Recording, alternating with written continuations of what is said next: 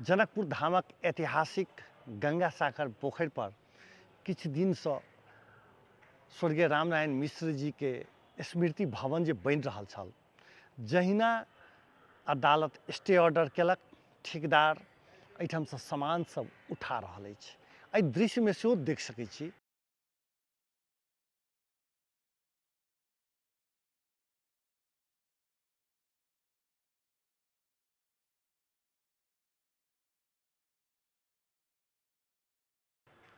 जे खास कऽ रॉड सब, छड़ सब उठा कऽ लऽ जा रहल अछि।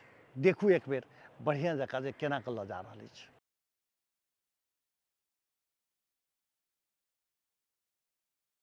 एहि दृश्यमे सेहो देख सकै छी जे ईंटा, एक ट्रैक्टर ईंटा उठा लेने अछि।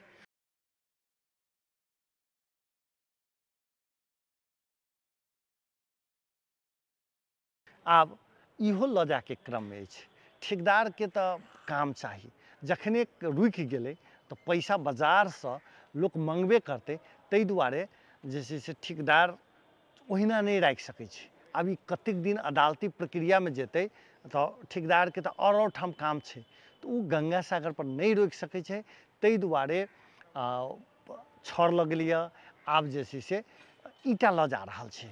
एहिठामसँ करीब करीब खाली करा रहल छै। आइ कोनो प्रकारसँ निर्माण काज नहि भेलैए, आ जखन निर्माण काज नहि भेलैए तऽ एहिठामसँ ईंटा लगायतके सामान सब जे छै धीरे धीरे एहिठामसँ दोसर साइट पर ठेकेदार लऽ जा रहल छै।